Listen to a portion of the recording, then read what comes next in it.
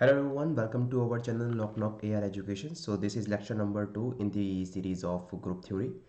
And अगर अभी तक आपने लास्ट लेक्चर नहीं देखा है जिसमें हम लोगों ने सेट थ्योरी का पूरा बेसिक पोर्शन कवर किया है, तो जाके सबसे पहले उस लेक्चर को देखिए। एंड इस लेक्चर में हम लोग देखने वाले हैं रिलेशन होता क्या है और कितने टाइप के अपने पास रिलेशंस होते हैं। एंड कुछ हम लोग एग्जांपल भी करेंगे उसके ऊपर, ठीक है। तो शुरू करते हैं हम लोग बेसिक डेफिनेशन से। ओके, जैसे कि मैंने बोला है कि ये सब चीज़ें बिल्कुल बेसिक चीज़ चल रही हैं जो हम लोग को यूज़फुल होंगी जब हम लोग ग्रुप थ्योरी स्टार्ट करेंगे तब, ठीक है। तो अभी पूरा सब कुछ बेसिक चलेगा एंड देन फिर कुछ दिनों के बाद आपका जो सिलेबस है आईआईटी जेम का ग्रुप थ्योरी का, हम लोग फिर वहाँ से स्टार्ट करेंगे, ठीक है। ओके, तो डेफिनेशन लिखते हैं पहले रिलेशन की होती क्या है अपने पास।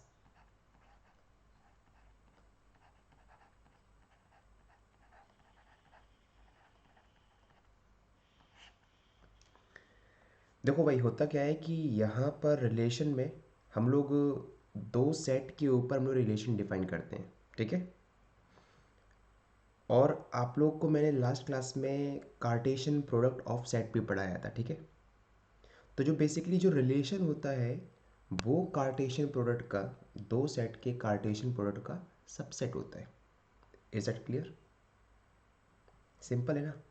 जैसे मान लो कि भाई मैंने यहाँ पर मेरे पास एक सेट ए है, ये एक सेट बी है, ठीक है। और मैंने यहाँ पे ये बोल दिया कि यहाँ पर एक, दो, तीन, चार, पाँच, let's say this is element A, element B, element C, element D, element E. और ये मैं लिख रहा हूँ 1 2 3 4 5, ठीक है। तो ये अपने पास कुछ एलिमेंट्स हैं इसके अंदर, इन सेट्स के अंदर, ठीक है। जो ए एलिमेंट है, जो ये जो ए एलिमेंट है सेट ए का, वो इन पांचों एलिमेंट से कनेक्ट होता है। मतलब इसकी जो दोस्ती है वो पांचों एलिमेंट से है।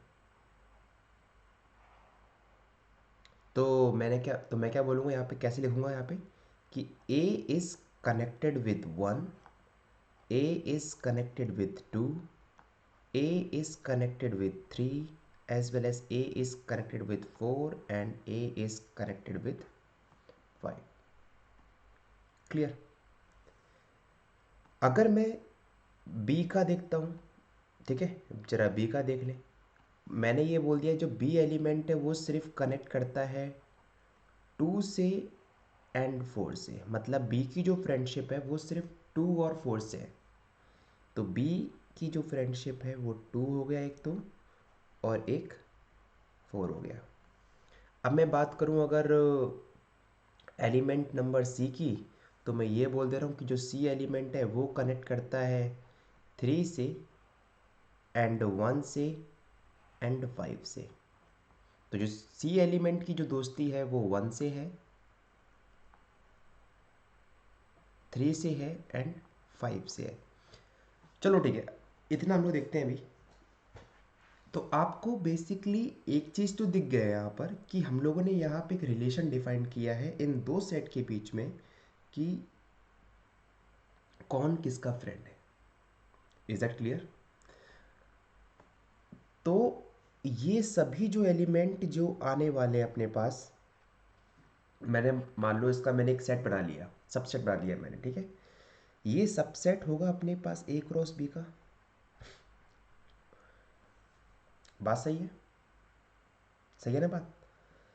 क्योंकि आपको पता है कि ए क्रॉस बी में cartesian product of set A and B में अपने पास सभी इस टाइप के एलिमेंट्स आते हैं, A comma B, such that A belongs to A and B belongs to B. Is that clear? ठीक है।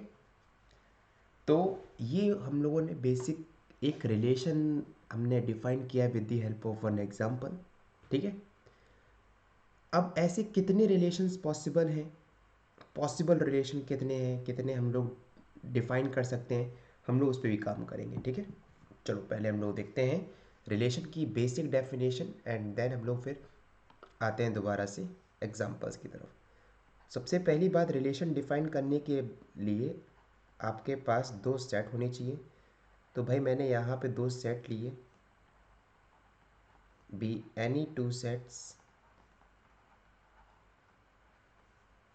ऑब्वियस सी बात है ए और बी नॉन एम्प्टी होने चाहिए यहाँ पर, be any two non empty set.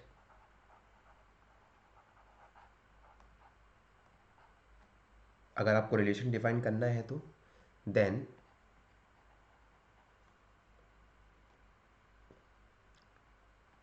Relation between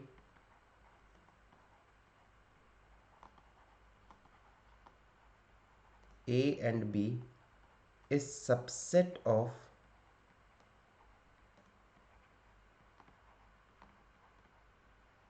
A cross B. Is it clear? तो मैंने क्या कहा आपसे कि आपके पास सबसे पहले ए और बी दो सेट आपके पास नॉन एम्प्टी होने चाहिए। अगर आपको कुछ रिलेशन डिफाइन करना है ए और बी, जो भी रिलेशन आप डिफाइन करोगे वहाँ से हमारे पास एक सेट जनरेट होगा कुछ इस तरीके का, और वो जो सेट होगा वो सबसेट होगा किसका, अपने पास Cartesian product set of A and B. Okay, so यहाँ पर एक नोट पॉइंट, कभी कभी एग्ज़ाम में क्वेश्चन पूछता है वो कि नंबर ऑफ रिलेशंस कितने पॉसिबल है। अगर अपने पास सेट्स की कार्डिनलिटी गिवन है, let's say cardinality of A is m, cardinality of set A is m and cardinality of set B is n, then total number of relation, मतलब maximum आपके पास इतने हो सकते हैं, then total number of relations between A and B is 2 to the power mn, ठीक है। तो इस तरीके से आप maximum number of relation find कर सकते हो। एग्ज़ाम में डायरेक्टली ये ऐसे क्वेश्चन है ना, बीएचयू में बहुत पूछे जाते हैं कि आपके पास एक सेट की कार्डिनलिटी गिवन है, let's say if cardinality of A is 2 and cardinality of B is 1, then total number of relations कितने पॉसिबल होंगे बताइए। 2 to the power 2 multiply 1 is equal to 2 to the power 2 is equal to 4। बात सही है, यही तो possible है ना अपना relation, total number of relations इतने ही तो पॉसिबल है ना। बात क्लियर हो गई अपने पास, ठीक है। तो हम लोग कुछ इस तरीके से हम लोग डिफाइन कर सकते हैं। ओके, ओके, सो हम लोग बात करते हैं कि अपने पास कितने टाइप्स के रिलेशंस होते हैं, ठीक। अगेन ये अपने पास total number of maximum relationship निकले अपने पास, सॉरी रिलेशन निकले अपने पास कि कितने रिलेशंस अपने पास मैक्सिमम हो सकते हैं। अभी हम लोग डिस्कस करेंगे कि अपने पास कितने टाइप के रिलेशंस होते हैं, तो वहाँ से आपको एक आइडिया मिल जाएगा कि हम लोग कैसे रिलेशंस को डिफाइन कर रहे हैं, ठीक है। तो टाइप्स ऑफ रिलेशन जो आपके पास नेक्स्ट हेडिंग है वो है types of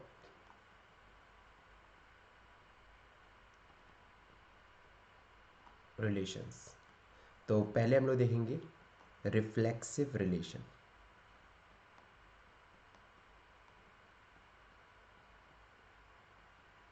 reflexive relation, so basically reflexive relation होता क्या है कि हमने एक रिलेशन डिफाइन किया, हमने यहाँ पर एक हमारे पास एक आर सेट आया है, ठीक है।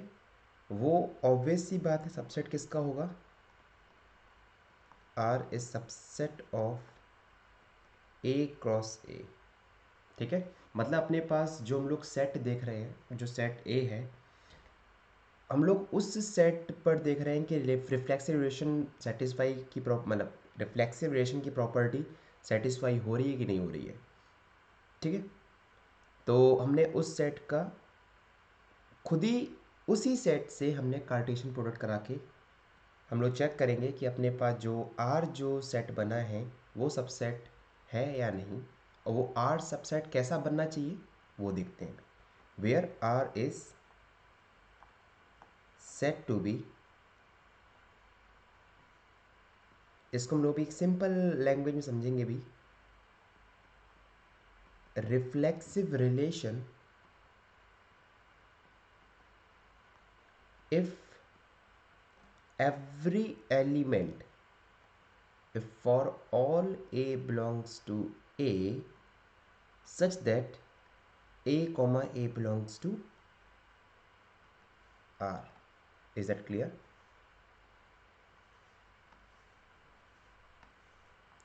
तो भाई मैंने क्या बोला कि मान लीजिए अपने पास ए में 5 एलिमेंट्स हैं। ठीक है, मेरे पास ए में 5 एलिमेंट्स हैं, तो जो पांचों एलिमेंट है ना वो खुद अपने आप से ही रिलेट होने चाहिए।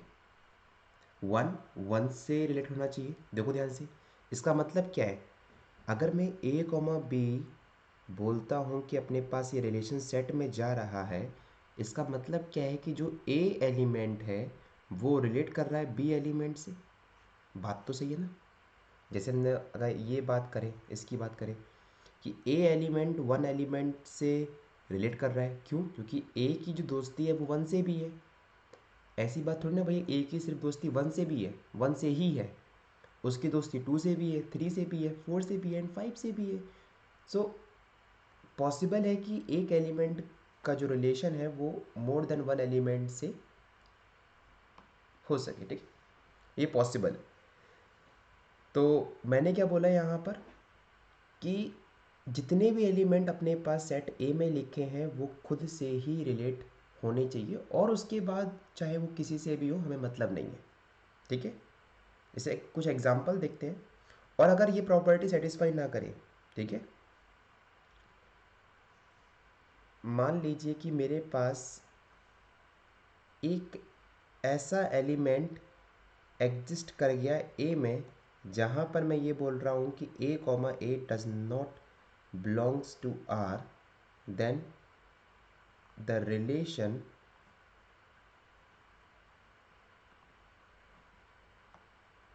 is called irreflexive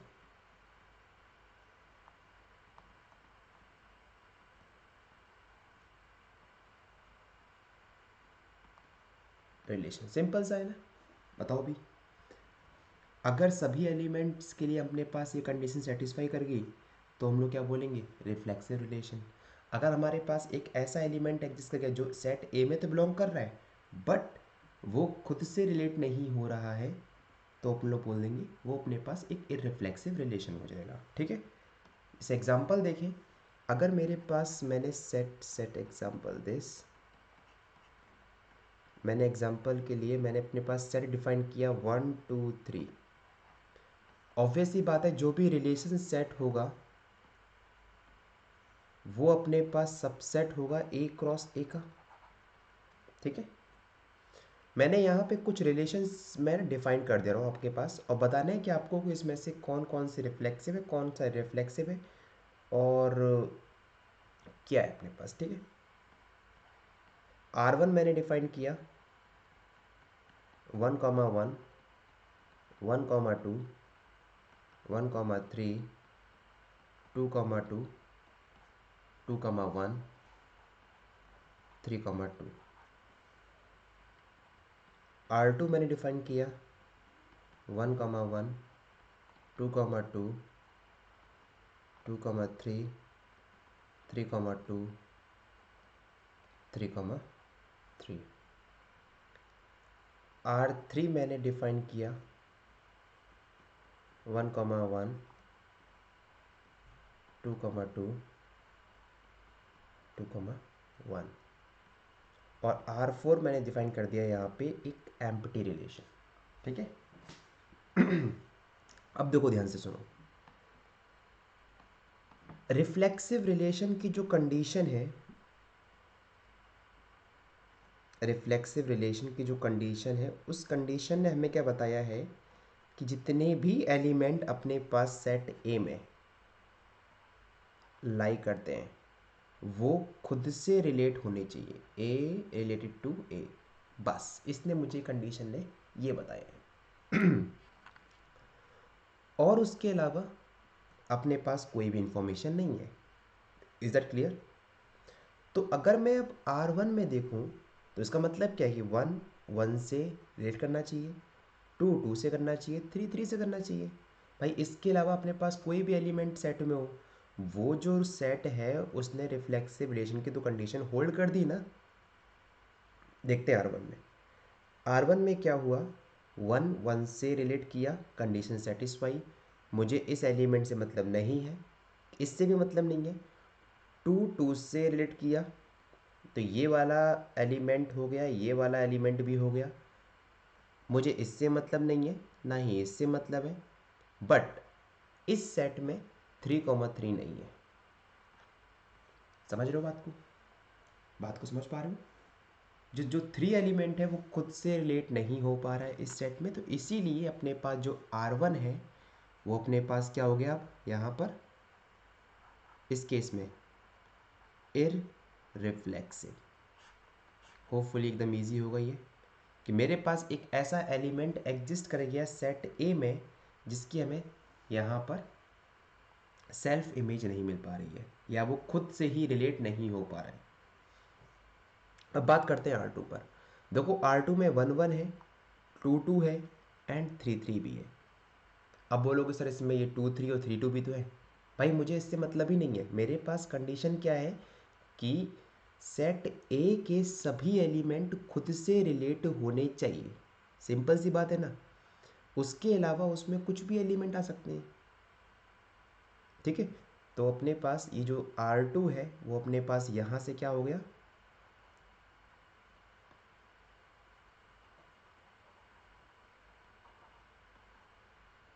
रिफ्लेक्सिव हो गया। अब बात करते हैं R3 पर। तो R2 अपने पास रिफ्लेक्सिव हो गया। R3 में क्या हुआ, 1 1 है, 2 2 है बट 3 3 नहीं है, तो इसका मतलब क्या है अगेन ये इररिफ्लेक्सिव।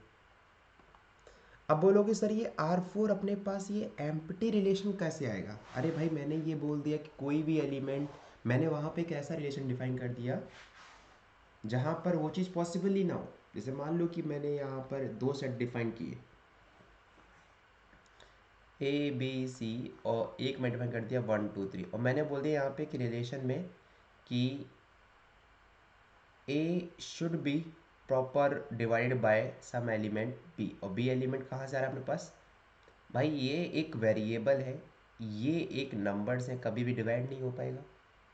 इसका मतलब क्या है कि ये जो मैंने रिलेशन डिफाइन किया है वो इन सेट्स पर अप्लाई नहीं हो पाएगा।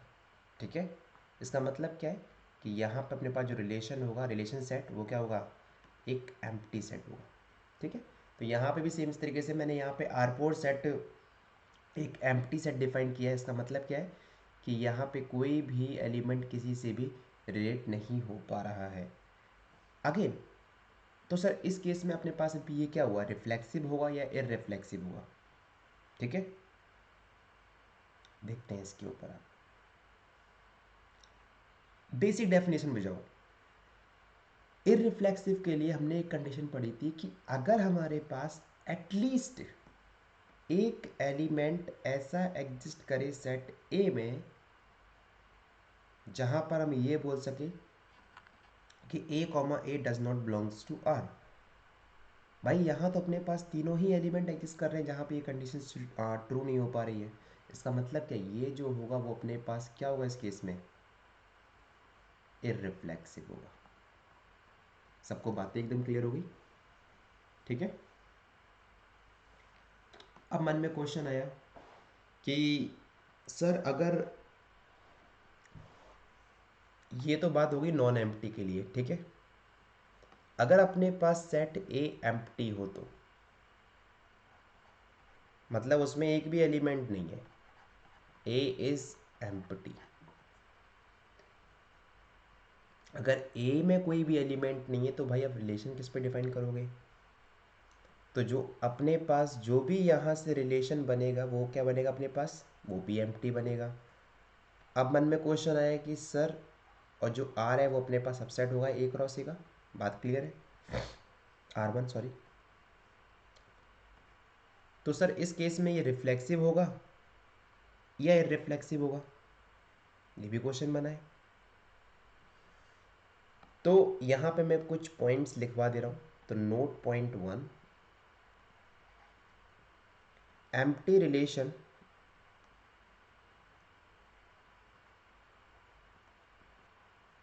on a empty set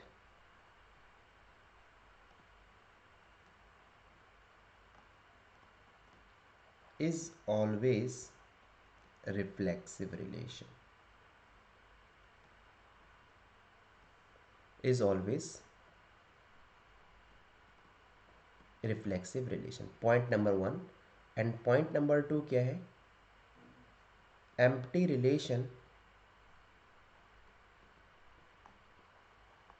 on a non-empty set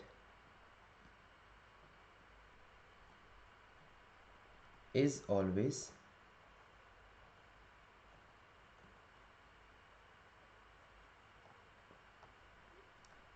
irreflexive relation।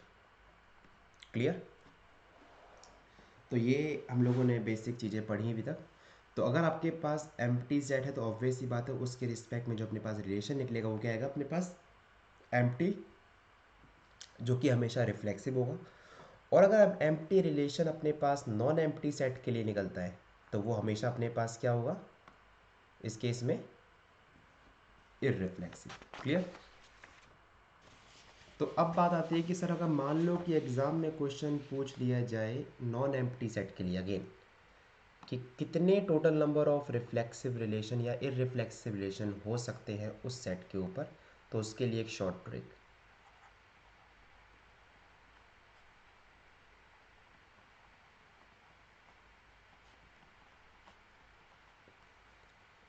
Let's say cardinality of set A is n, then total number of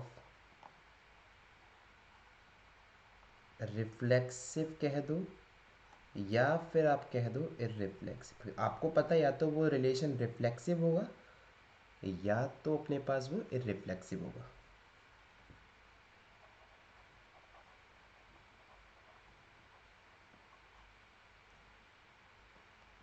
relation is 2⁻n² minus n।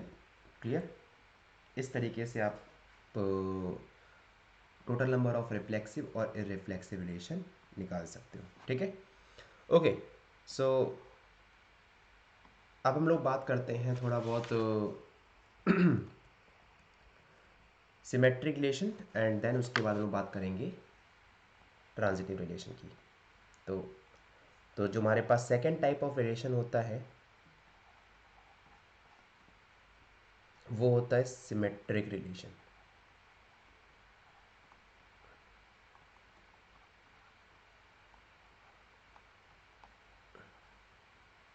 Symmetric relation, तो reflexive relation में आपने क्या सीखा कि हर एक element का वो खुद से ही रिलेट होना चाहिए, this reflexive relation. And what about this symmetric relation? Late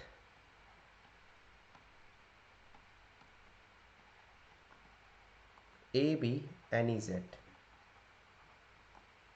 and जो हमने यहाँ पर रिलेशन सेट डिफाइन किया है वो सबसेट होना चाहिए ए क्रॉस ए का।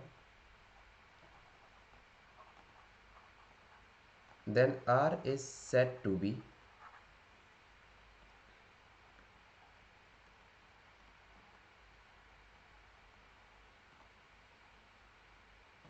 सिमेट्रिक रिलेशन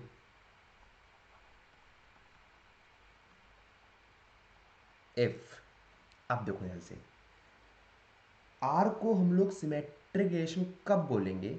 जब, इसमें काफ़ी बच्चे कंफ्यूज होते हैं, थोड़ा जरा इस चीज़ को समझना ध्यान से।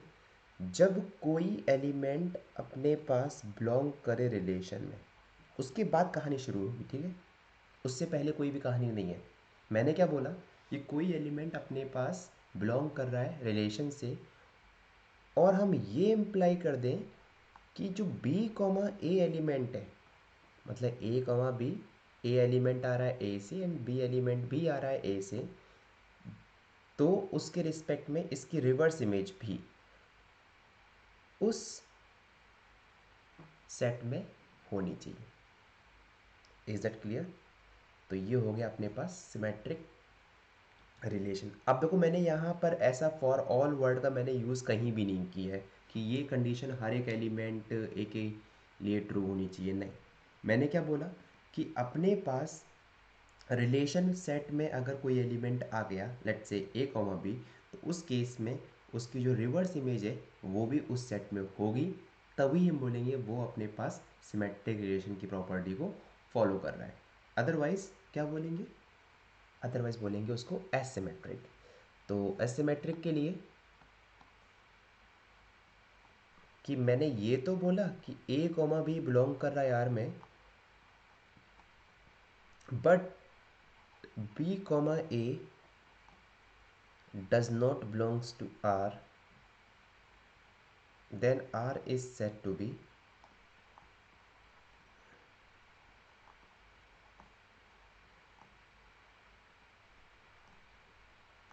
asymmetric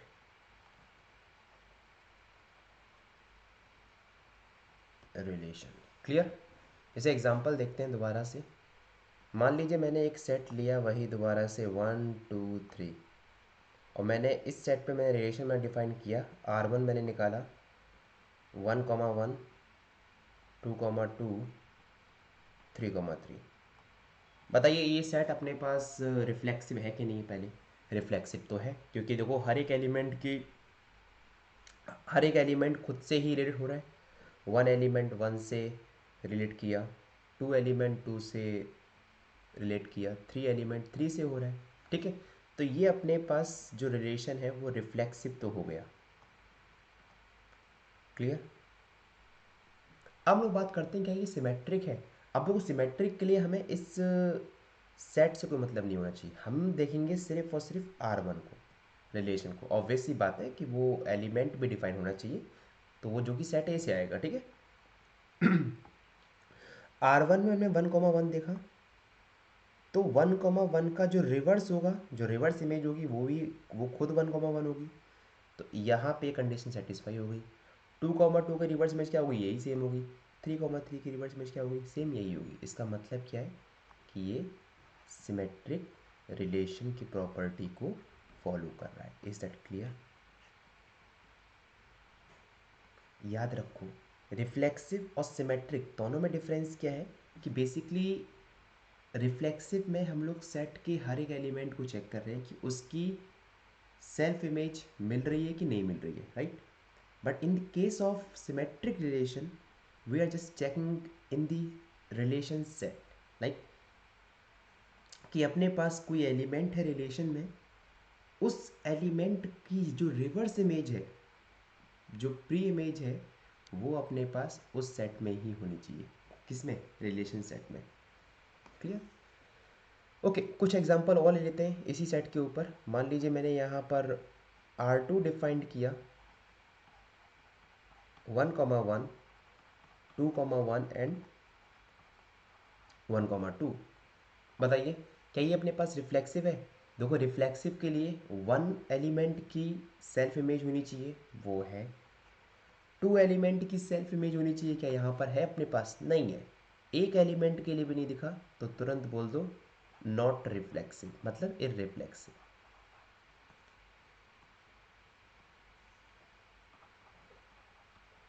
ठीक है?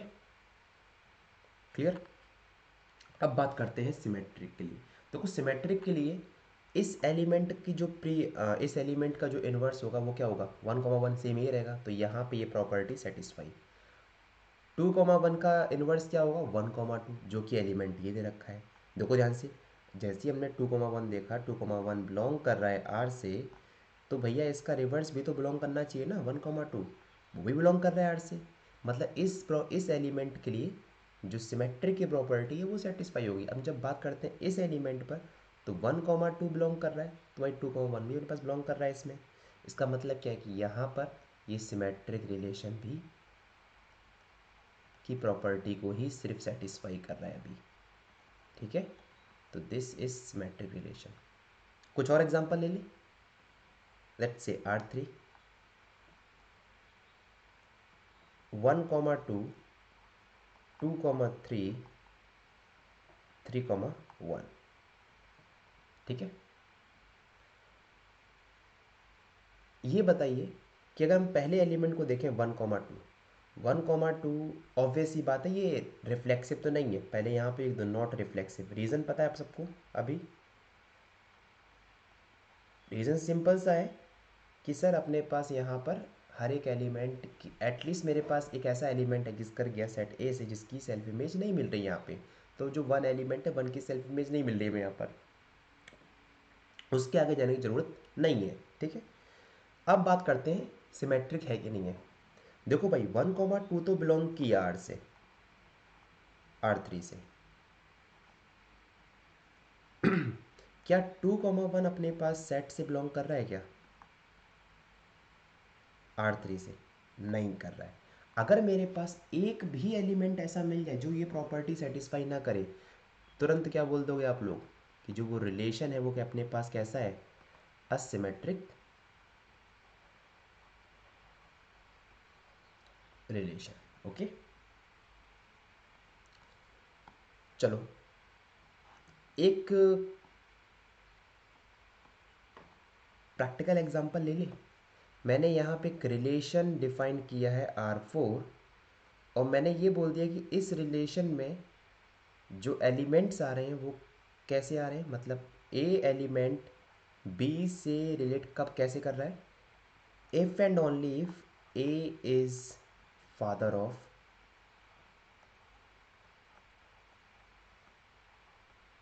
बी। ठीक है, इसका मतलब क्या है कि अगर मैं ये एलिमेंट लिखता हूँ ए कॉमा बी, तो इसका मतलब क्लियर है कि जो ए है वो बी का क्या है? फादर है। क्लियर? अब देखते हैं कि यहाँ पर क्या रिफ्लेक्सिव प्रॉपर्टी होल्ड होती है क्या? अगर मैं ए को ए से रिलेट कराऊँ, क्या ए खुद का ही पिता है क्या? क्या ए खुद का ही फादर है क्या? नहीं भाई। तो यहाँ पे ये रिफ्लेक्सिव वाली प्रॉपर्टी ख़त्म। ए रिलेट कर रहा है बी से, मतलब A is a father of B, तो क्या यहाँ पे ये वाला एलिमेंट भी बिलोंग करेगा? क्या बी भी ए का फादर होगा या बी भी ए का पिता होगा? B is also father of A. नहीं बाबा, अगर ए फादर है बी का तो बी कैसे हो सकता है? ठीक है, सो इसका मतलब क्या है, ये वाली प्रॉपर्टी यहाँ पे सेटिस्फाई नहीं कर रही। इसका मतलब क्या है कि ये सिमेट्रिक रिलेशन की भी प्रॉपर्टी को सेटिस्फाई नहीं कर रहा है। Is that clear? ठीक, अभी सबको सिंपल लग रहा है। अब एक एग्जाम्पल जो है वो आप सभी लोग करोगे। एक क्वेश्चन मैं देता हूँ, फिर आप सभी लोग उसका जो आंसर है कमेंट बॉक्स में ज़रूर दीजिएगा। मैंने यहाँ पे एक सेट डिफाइन किया है 1 2 3 4 5, और मैं यहाँ पर दो सेट डिफाइन करने वाला हूँ, R1 R2 और R3। बताना है आपको कि कौन सा रिलेशन रिफ्लेक्सिव है, सिमेट्रिक है, क्या है। ठीक है, रिफ्लेक्सिव और सिमेट्रिक पे ही कमेंट करना अभी। ठीक है, मुझे पता है कि यहाँ पे कुछ बच्चे ज़्यादा ही एडवांस बैठे हैं, वो ट्रांजिटिव पे भी कमेंट करना शुरू कर देंगे। तो ट्रांजिटिव वाला जो है वो हम लोग नेक्स्ट लेक्चर में कवर करेंगे, बट इस क्वेश्चन के लिए आपको सिर्फ रिफ्लेक्सिव और सिमेट्रिक के ऊपर ही कमेंट करना है। Is it clear?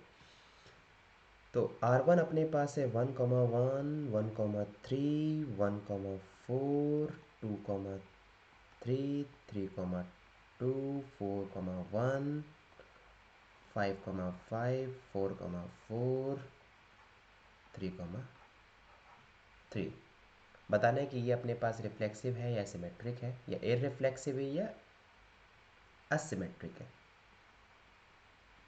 1,1, 1,4, 5,1, 2,2, 2,3, 3,3, 4,4, 5,5, 5,6। यही बताना है कि आपको कि R2 अपने पास रिफ्लेक्सिव है या इररिफ्लेक्सिव है या क्या है। ठीक है।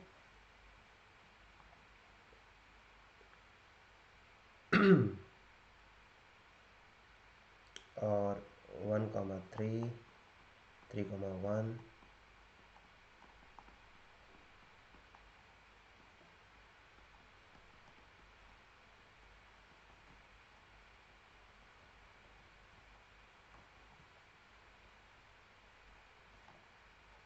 ठीक है।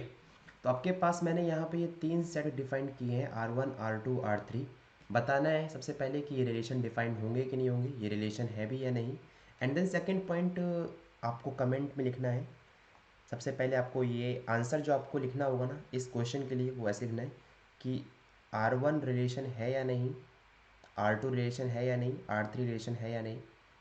तो आप राइट और रॉन्ग से ऐसे कर सकते हो आंसर कमेंट बॉक्स में।